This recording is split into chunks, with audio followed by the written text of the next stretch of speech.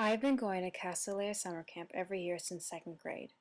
Even when I got too old to attend as a camper or a counselor in training, I volunteered in the office and visited as much as I could. Cassie Camp is the epitome of my perfect happy summer, and I got to share that with all the friends that I made there. At camp, there are so many different activities and classes you can take, from swimming to yoga to dance, baking, singing, arts and crafts, and tons of different sports and games to play. Cassie was clearly the place I wanted to be. I made a lot of friends, some that I still keep in touch with today. Around fifth grade, I became friends with Kat, who was about a year older than me. She embodied everything that camp is and is to this day incorporated in some of my favorite memories from all my summers there. She mastered the lanyards, the devil sticks, was my arch nemesis whenever we played prison ball, and was excellent at pranking the counselors without getting in trouble. She would always try her best to make you laugh and was one of the happiest people I knew.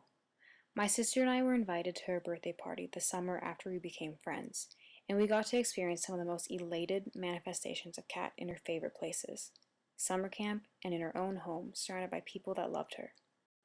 This is how I still envision her today, with a marshmallow stuffed smile playing Chubby Bunny on her old couch, or ziplining through her backyard with a wild high-pitched laugh, or performing a hilarious victory screech after annihilating me in prison ball. Kat was happy. Kat was my friend. Kat killed herself the summer before her freshman year in high school. Now, I'm not here to spew any romantic thoughts about suicide or present you with any nauseating cliches about the subject.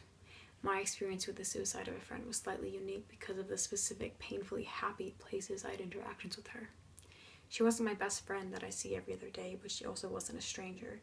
Because of that, I mistakenly thought I knew her, and I knew what she was about. I thought that it would be obvious if someone was sad, angry, or guilty enough to think about ending their own life. I didn't realize at the time that it was so easy to hide. When I first found out, I was listening through the wall between my room and the office in my house. My older sister was telling my mom that she had found out on Facebook. I froze up. She didn't make it to camp that year, but I had talked to her online just 2 weeks before. She was busy. She was occupied. She wasn't contemplating her death. Or so I thought. This is why my first reaction was utter confusion. Remember the night we played Chubby Bunny and you blew marshmallow chunks everywhere after you won? Remember the way the zip line kept getting stuck at the end and your dad had to help us get down every single time?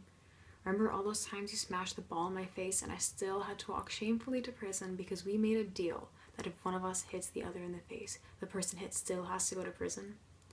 Remember when you were happy? Because I did, and I do, and I couldn't comprehend how someone that made my life so much more enjoyable could actually be so sad inside.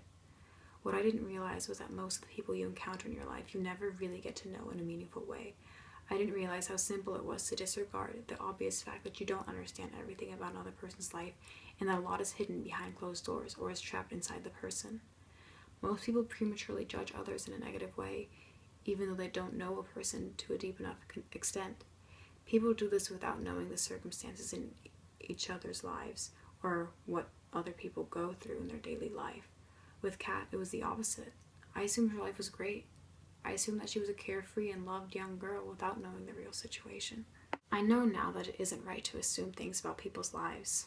I've learned and relearned countless times that certain people act a certain way because they are influenced by the situation they are in, and that I'm not always aware of that situation. I was not aware that Kat was feeling that hopeless or angry or depressed, and that is why it was so shocking to me that she could end her life. Today I feel it is important to take a step back every time I want to assume someone is a bitchy person when really they just got in a huge fight with their mom that morning that resulted in a cranky mood. I take a step back when I see someone's mouth smiling but their eyes weak, clouded, and puffy because maybe they hadn't slept in days. Maybe they're scared of having more nightmares or they stay up studying for their 5 AP classes. The thing is, you don't know. People aren't solely what they portray themselves as, so they don't seem vulnerable. I now know that instead of trying to complete these images of the people I meet inside my head, I should rather leave a ton of open space of unknown around their memory. I should leave it up to them to reveal to me what they want me to know about them, and not assume the details that cannot be proven unquestionably.